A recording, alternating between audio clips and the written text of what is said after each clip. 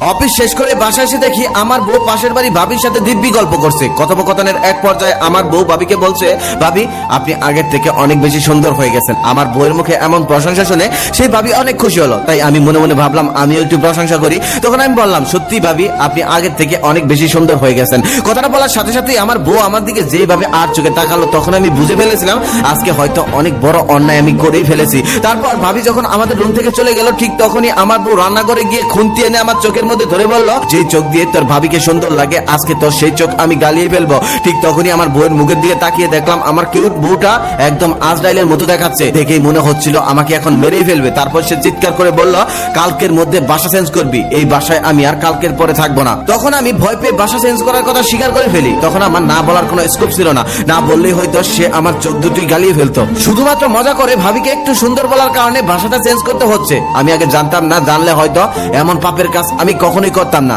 যাই হোক, পরের দিন অফিস শেষ করে বাসা খুঁজতে বের হলাম। অনেক খোঁজাখুঁজি করার পর একটা বাসাও খুঁজে পেয়ে গেলাম, কিন্তু যেই অঞ্চলে বাসা পেয়েছি সেই অঞ্চলে আমার বউয়ের পছন্দ না।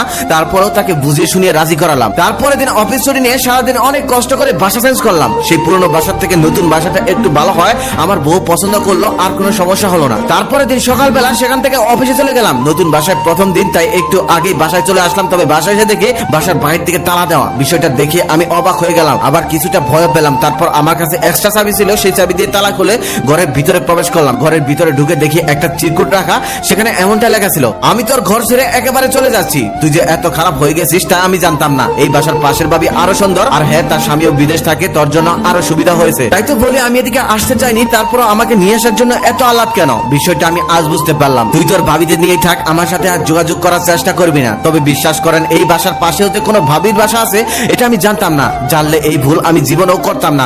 যাই হোক, তাকে আমি ফোন দিলাম, ফোন বন্ধ। তারপর আমি চলে গেলাম শ্বশুর বাড়ি। সেখানে যাওয়ার পর সে আমাকে দেখে এমন চিৎকার করলো, মনে হচ্ছিল আমি যেন নতুন বিয়ে করে বাসায় ফিরেছি। আমার শাশুড়ি তখন আমাকে বললো, বাবা তুমি তো ওকে চিনো, কতটা জেদি, ও হয়তো অন্যরকম কিছু করে ফেলবে, তুমি আজকে যাও, কালকে আমি ওকে বুঝিয়ে শুনিয়ে তোমার কাছে পাঠিয়ে দেবো। তারপর আর কি করার, চলে আসতে লাগলাম। মনে মনে ভাবতেছিলাম জীবনে কখনোই ও আমাকে সন্দেহ করেনি।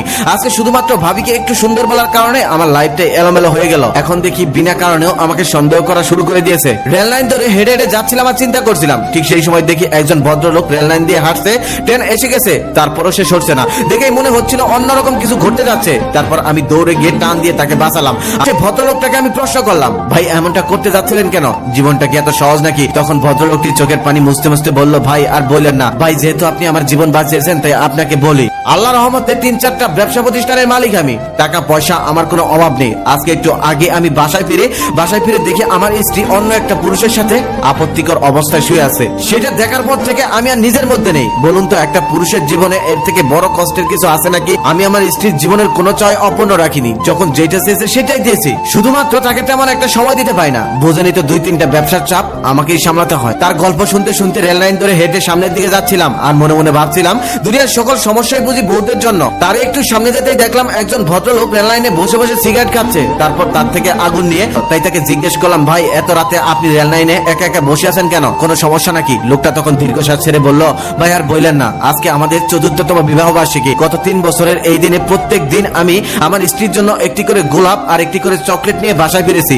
আজকে ভুলে গিয়েছিলাম, যার কারণে সে আমাকে বাসা থেকে বের করে দিয়েছে।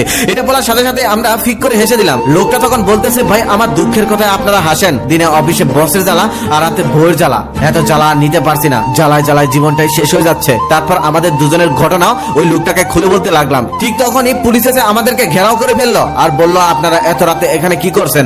নিশ্চয়ই আপনাদের কোনো খারাপ ধান্দা আছে। এই বলে তারা আমাদেরকে গ্রেফতার করে থানার উদ্দেশ্যে নিয়ে যেতে লাগলো। আমরা 3 জনে বোঝানোর অনেক চেষ্টা করলাম, তবে পুলিশ তো নাছোড়বান্দা, কিছুই বুঝতে চাইলো না। তারপর পুলিশ ভ্যানে করে যাচ্ছিলাম আর মনে মনে চিন্তা করছিলাম, হে দুনিয়ার পুরুষ, কখনোই বউয়ের সামনে পাশের বাড়ির ভাবি সুনাম করো না, তাহলে আমার মতো হবে শেষ ঠিকানা জেলখানা। তারপর থানায় নিয়ে আমাদেরকে আটকে রাখা হলো। কিছুক্ষণ পর ওসি সাহেব আসলো আর ওসি সাহেবকে দেখে এক কনস্টেবল বলল, স্যার এই তো তাড়াহুড়া করে বের হয়ে গেলেন, আবার এত তাড়াতাড়ি ফিরে আসলেন, আজকে রাতে তো আপনার ডিউটিও নেই। তখন ওসি সাহেব বলল, ও তুমি বুঝবে না, এরা কারা, এদেরকে আটকে রেখেছো কেন? তারপর আমরা সমস্ত ঘটনা ওসি সাহেবকে খুলে বললাম আর ওসি সাহেব ঘটনা শুনে আমাদেরকে সসম্মানে সেখান থেকে মুক্তি দিয়ে দিল। চলে আসছিলাম, ঠিক সেই সময় শুনলাম কনস্টেবল ওসি সাহেবকে বলতেছে, স্যার জীবনে কখনোই আসামি ধরে আনার পর টাকা ছাড়া আপনি তাদেরকে ছাড়েননি, কিন্তু এদেরকে খুব সহজেই সসম্মানে ছেড়ে দিলেন। ঘটনাটা বুঝলাম না, রাত করে রেল লাইন থেকে ধরেছিলাম, ভালো টাকা খসাতে পারতাম। ওসি সাহেব তখন বলতেছে, তুমি কিছুক্ষণ আগে আমাকে জিজ্ঞালে না আমি কেন ডিউটি না থাকা সত্ত্বেও অফিসে ফিরে ফিরে এলাম। তাহলে শোনো, আজকে তোমার ভাবির জন্মদিন ছিল, আগেই বলেছিল একটু আগে বাসায় ফিরতে,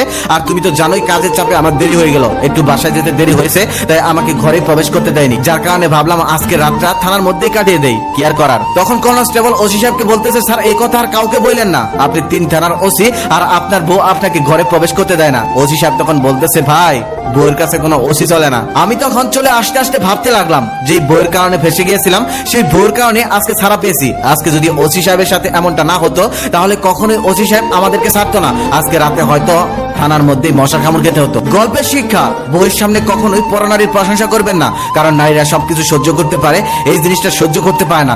এমনটা করলে বিড়ালের মতো বউটাও বাগিনী হয়ে যাবে। বর্তমানে কাজের চাপে অনেক মানুষই আছে যারা বউকে সময় দেয় না, তারা হয়তো পার্থিব সব উপকরণই দেয়, তবে তারা হয়তো এটা জানে না মেয়েরা শুধু পার্থিব উপকরণে খুশি নয়, তারা প্রিয় মানুষটা থেকে আলাদা করে একটু সময়ও চায়। প্রিয় মানুষটা যে আপনার ঘরে আপনার জন্য অপেক্ষা করে, তাকে একটু স্পেশাল দিনে একটু সময় দিন, ছোট্ট একটা গিফট দিন, কোথাও নিয়ে একটু ঘুরতে যান, তাতেই তারা অনেক খুশি, তারা অনেক কিছু চায় না।